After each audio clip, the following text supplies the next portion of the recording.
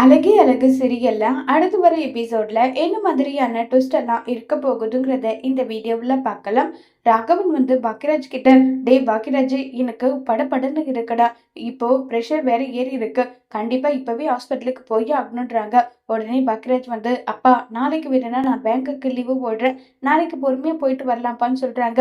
டே, இன்னைக்கு நைட்டுக்குள்ள எனக்கு ஏதாவது ஒன்று ஆயிடுச்சுன்னா என்ன பண்றது, அதனால முடியாது, கண்டிப்பா நம்ம ஹாஸ்பிட்டலுக்கு போய் வந்துதான் ஆகணும்னு சொல்லிட்டு ரொம்பவே அடம் பிடிக்கிறாங்க. லக்ஷ்மி அடம் பிடிக்கிறாங்க. உடனே பாக்யராஜ் இல்லப்பா, ஒரு ஃபங்க்ஷன் இருக்கு, அதனால நானும் மலரும் போகலான்னு இருந்தோம், அதுதான், வேற ஒண்ணும் கிடையாதுன்றாங்க. ஏண்டா, இப்ப எனக்கு ஹாஸ்பிட்டல் போறது முக்கியமா இல்ல உனக்கு ஃபங்க்ஷன் போறது முக்கியமா? ஏண்டா இப்படி சொல்லிட்டு இருக்க? முதல்ல ஹாஸ்பிட்டலுக்கு போயிட்டு வந்துடலாம் சொல்லிட்டு அங்க இருந்து கிளம்பி போறாங்க. உடனே நம்ம மலர் முகமே ஒரு மாதிரி வாடி போயிடுது. பாக்யராஜ் மலர் கிட்ட, மலரு சாரி மலரு, அது சொல்லிட்டு இருக்காங்க. உடனே மதி ஏங்க, நீங்க உங்க தம்பி கிட்ட வேணும்னா சொல்லி பார்க்கலாம்ல, அவர் ஃப்ரீயா இருந்தா ஹாஸ்பிட்டலுக்கு அவங்க கூட்டிட்டு போவாங்கல்லன்னு சொல்லிட்டு இருக்காங்க. உடனே மலர், அப்படியெல்லாம் இல்ல, என்னதான் சுரேஷ் கூட்டிட்டு போறதுக்கு தயாரா இருந்தாலுமே அவங்க பாக்யராஜ் தான் கூட்டிட்டு போகணும்னு சொல்லுவாங்க, அதனால நீங்களே கூட்டிட்டு போயிட்டு வாங்கன்னு சொல்லிட்டு மலர் கோவமா அங்க இருந்து கிளம்பி போயிடுறாங்க. பாக்யராஜும் ராகவனை கூட்டிட்டு ஹாஸ்பிட்டலுக்கு போறாங்க. இப்ப மலர் ஒரு மாதிரி வருத்தமா ஃபீல் பண்ணிட்டு உட்கார்ந்துட்டு இருக்காங்க. அப்ப மதி என்னாச்சுங்க? இல்ல, நான் அம்மாவை பார்க்கணும்னு ஆசைப்பட்டேன், ஆனா அது முடியல போல, நான் எந்த ஒரு விஷயமும் ஆசைப்பட்டா அது நடக்க மாட்டேங்குதுன்னு சொல்லி மலர் ஃபீல் பண்ணிட்டு இருக்காங்க. இப்ப என்னங்க உங்களுக்கு, நீங்க போயிட்டு உங்களுடைய அம்மாவை பார்க்கணும் அவ்வளவுதானே? ஆமா, ஆனா நீங்க போயிட்டு பார்த்துட்டு வரலாமே, என்னது நானும் தனியாவா, யாருக்கும் சொல்லாமையான்னு சொல்லிட்டு மலர் பதட்டப்படுறாங்க. இங்க பாருங்க, ஒரு நல்ல விஷயத்துக்காக போய் சொல்றது தப்பு கிடையாது. உங்களுடைய பர்த்டேக்கு நீங்க வெளியே போகணும்னு ஆசைப்பட்டீங்க, அப்ப பயந்தீங்க, அப்பவும் இந்த மாதிரிதான் ஏதாவது ஆச்சா? இல்ல, அந்த மாதிரிதாங்க, சில விஷயம் எல்லாம் அப்படிதான், நீங்க போயிட்டு வாங்க.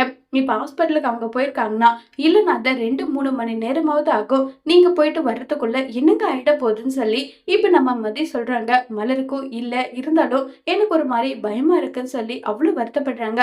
இங்க பாருங்க, பயந்தெல்லாம் எதுவும் நடக்காது, நீங்க போயிட்டு வாங்க, நான் பாத்துக்கிறேன், இன்னும் நான் சாப்பாடு கூட எதுவும் ரெடி பண்ணலையே, அது எல்லாம் நான் பாத்துக்கிறேங்க, எதுக்காக நீங்க வருத்தப்படுறீங்க, விடுங்கன்னு சொல்லிட்டு எவ்வளவு சொன்னாலும் மலருக்கு விருப்பம் இல்ல. இருந்தாலும் தன்னுடைய அம்மாவை பார்க்கணுன்ற ஒரு எண்ணத்தினால மலரும் சரின்னு சொல்லிட்டு ரெடி ஆயிடுறாங்க. ரெடி ஆயிட்டு நேரா ஸ்ருதி கிட்ட போயிட்டு, என்னுடைய அம்மாவுக்கு உடம்பு முடியலையா, முதுகு வலியா இருக்கா, அதனால பாத்துட்டு வர நான் போறேன், வீட்டுல யாருக்கிட்டயும் சொல்லாதுன்னு சொல்றாங்க. என்ன நீ பேசுறீங்க, ஏன் நீ இப்படி எல்லாம் பேசுறீங்க, அந்த மாதிரி எல்லாம் எதுவும் நடக்காது, நீங்க தாராளமா போயிட்டு வாங்கன்னு சொன்னதும் உடனே மலர் கிளம்பி போயிட்டு அவங்க அம்மாவை பார்த்து அவ்வளவு வருத்தப்படுறாங்க. அம்மா, உங்களுக்கு எதுவும் இல்லைல்ல, நீங்க நல்லா தானே இருக்கீங்க, வேணா வாங்கம்மா ஹாஸ்பிட்டலுக்கு போயிட்டு வரலாம் நல்லா சொல்லி எவ்வளவோ சொல்லி பாக்குறாங்க. அப்ப கூட அப்படியெல்லாம் ஒண்ணும் இல்ல, நீ உன்னுடைய வீட்டுல இருக்க சுச்சுவேஷன் எல்லாமே எனக்கு புரியுதுன்னு நல்லா சொல்லி சமாதானப்படுத்தி 2 பேருமே பேசிட்டு இருக்காங்க.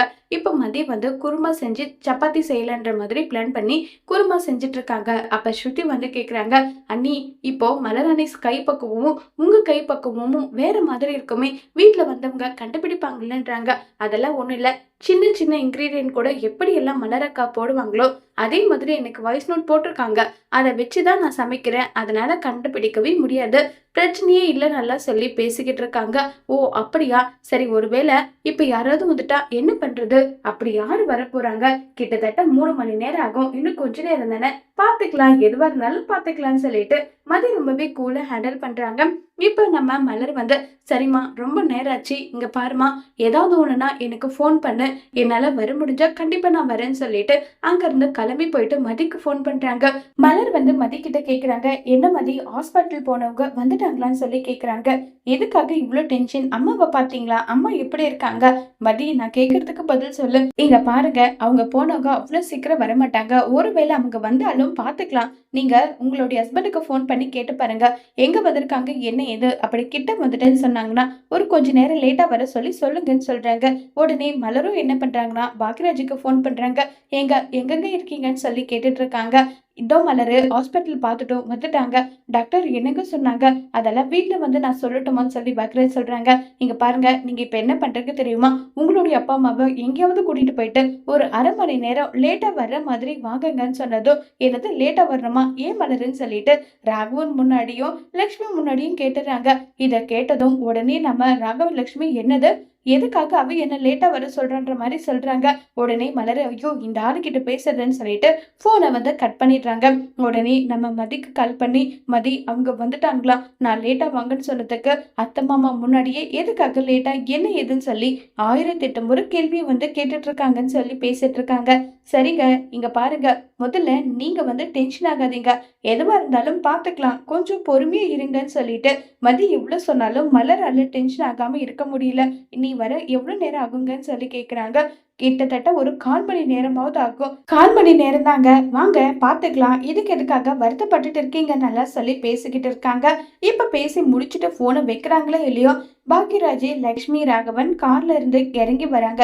இறங்கி வந்ததுமே மதிக்கிட்ட வந்து ஸ்ருதி ஐயோ அண்ணி இன்னும் அண்ணி வர 1/4 மணி நேரம் ஆகுன்றாங்க, அதுக்குள்ளேயே அம்மா அப்பா வந்துட்டாங்க, இப்ப என்ன சொல்லி சமாளிக்க போறீங்க, ஒன்னும் புரியலையேன்னு சொல்லிட்டு இருக்காங்க. இங்க பாரு, டென்ஷன் ஆகி நீயே எல்லாத்தையும் காட்டி கொடுத்துடாத, பாத்துக்கலாம், எதுவா இருந்தாலும் பாத்துக்கலாம்னு சொல்லிட்டு மதி ரொம்பவே கூல் ஹேண்டில் பண்ணிட்டு இருக்காங்க. இப்ப லக்ஷ்மி ராகவன் வந்ததும் ஏங்க எனக்கு இப்பதாங்க மூச்சே வர மாதிரி இருக்கு, டாக்டர் ரிப்போர்ட்டை பார்த்துட்டு என்ன சொல்லுவாங்களோ எது சொல்லுவாங்களோ நினைச்சிட்டு இருந்தேன், ஆனா அளவு சாப்பாடு பத்திய சாப்பாடெல்லாம் சொல்லியிருக்காங்களே, அது எல்லாம் உங்களால கடைப்பிடிக்க முடியுமாங்கன்னு சொல்றாங்க. உடனே ராகவன் லக்ஷ்மி, நம்ம உயிருக்கு ஆபத்தானதுன்னு ஒரு விஷயம் தெரியுதுன்னா அதை சாப்பிட கூட யோசிக்க கூடாது, இனி எப்படி எல்லாம் சமைக்கணும் என்ன ஏதுன்னு சொல்லிட்டு டாக்டர் ஒரு டயட் சார்ட் மாதிரி கொடுத்துருக்காங்கல்ல, அதுபடிதான் சாப்பிடணும். இங்க பாரு லக்ஷ்மி, நீயும் அது மாதிரி சாப்பிடு. ஏங்க எனக்கு இந்த உப்பு உரைக்காதது காரம் உரைக்காதது இது எதுவுமே பிடிக்காதுங்க. இங்க பாரு, ஒரு வயசுக்கு மேல எதெல்லாம் சாப்பிடக்கூடாதுன்னு டாக்டர் சொல்றாங்களோ அதெல்லாம் சாப்பிடக்கூடாதுன்னு சொல்லி இவங்க 2 பேருமே மாறி மாறி கான்வர்சேஷன்ல நம்ம மலர் வந்து வீட்டுல இல்லாத விஷயத்தவே மறந்துடுறாங்க. உடனே லக்ஷ்மிக்கு என்ன ஞாபகம் வருதோ, மலரு மலரு நெஞ்சு கறிக்கிற மாதிரி இருக்கு, கொஞ்சம் சுடு தண்ணி எடுத்துட்டு வான்னு சொன்னதும் உடனே மதி எடுத்துட்டு வந்து கொடுக்குறாங்க. நீ எதுக்காக எடுத்துட்டு வர, இதுல விஷத்தை கலந்திருக்கே என்ன கலந்திருக்கே யாருக்கு தெரியும், எங்க மலரு மலர் எங்கன்னு சொல்லிட்டு மலரு மலர்னு சொல்லி கூப்பிட்டுட்டே இருக்காங்க. இப்ப மதிக்கு என்ன பதில் சொல்றதுன்னு தெரியாம மதி ஒரு பக்கம் திரு திருன்னு முடிச்சிட்டு இருக்காங்க.